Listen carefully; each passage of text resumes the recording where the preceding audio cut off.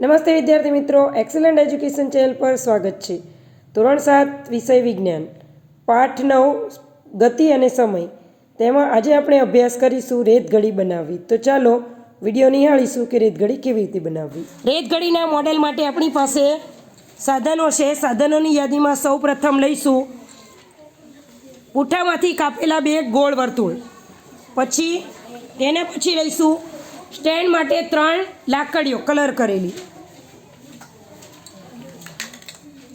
વર્તુળાકાર અથવા તો અડધી કાપેલી 2 બોટલો, પ્લાસ્ટિકની બોટલ લઈ શકો।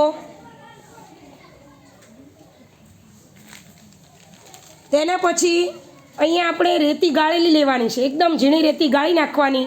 પરંતુ જો રેતી અવેલેબલ ન હોય, એટલે કે આપણને રેતી ન મળે, તો તમે રંગોળીના કલર પણ લઈ શકો છો।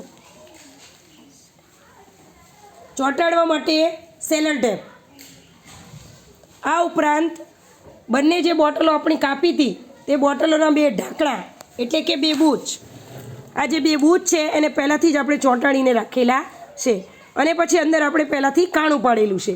તો આ રીતનું કાણું પાડીને તૈયાર રાખવું પડશે। તો ચાલો હવે આપણે પદ્ધતિ જોઈશું। તો આટલા વસ્તુ જે છે સાધનોમાં આવશે। હવે આપણે જોઈશું પદ્ધતિ। સૌ પ્રથમ ફેવિકોલ કે ફેવિક્વિકની મદદથી આપણે 3 સ્ટેન્ડ ચોંટાડશું।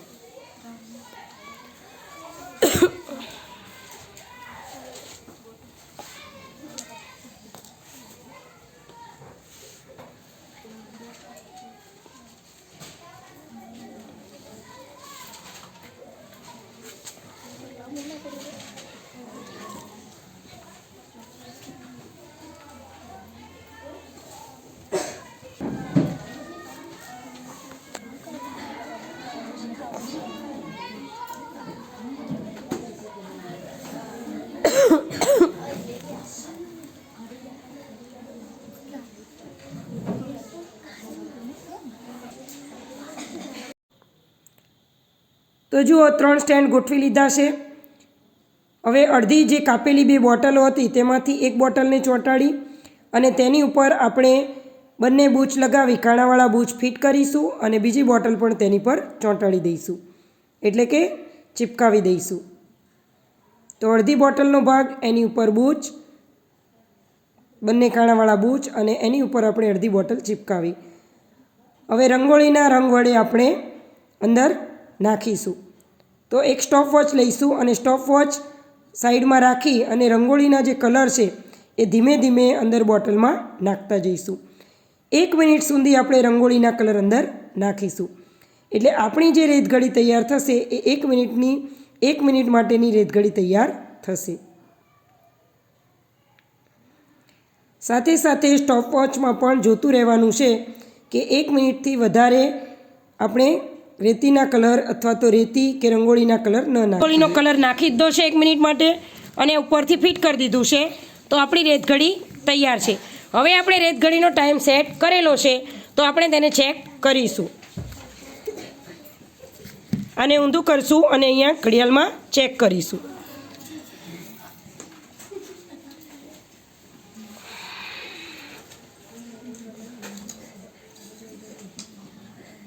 તમે અહીંયા સ્પષ્ટ જોઈ શકો છો કે અંદરનું જે રંગોળીના કલર છે તે નીચે સ્પષ્ટ રીતે પડી રહ્યા છે, તે આપણે જોઈ શકીએ છીએ। અને બાજુમાં સ્ટોપવોચ પણ ચાલુ છે, 22 સેકન્ડ થઈ છે।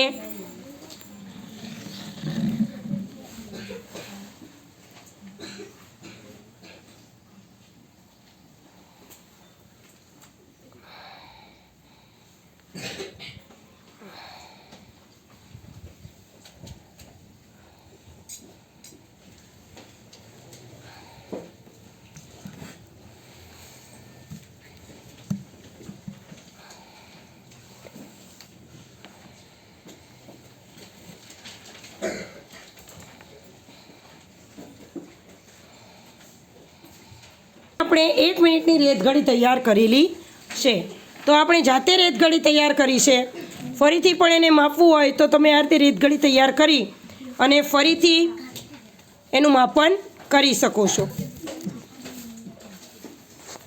આપણે બહાર બજારમાંથી તૈયાર રેતગળી લાવેલા છીએ. તો તૈયાર રેતગળી એ આપણી જાતે બનાવેલી રેતગળીની જેવી જ છે. જોયું ને? તો આ રીતે તમે જાતે પણ રેતગળી બનાવી અને સમયનું માપન પહેલાં કઈ રીતે કરવામાં આવતું હતું તે આપણે ચેક કરી શકીએ છીએ. આને પણ ટાઈમ સેટ કરી અને તમે ચેક કરી શકો છો. તો આ રીતે તમે પણ રેતગળી જરૂરથી બનાવજો અને મને કોમેન્ટમાં કોમેન્ટ કરજો કે રેતગળી કેવી લાગી. આવીને આવી વિજ્ઞાનની પ્રવૃત્તિ જોવા માટે ચેનલની મુલાકાત લેતા રહેજો. Thank you.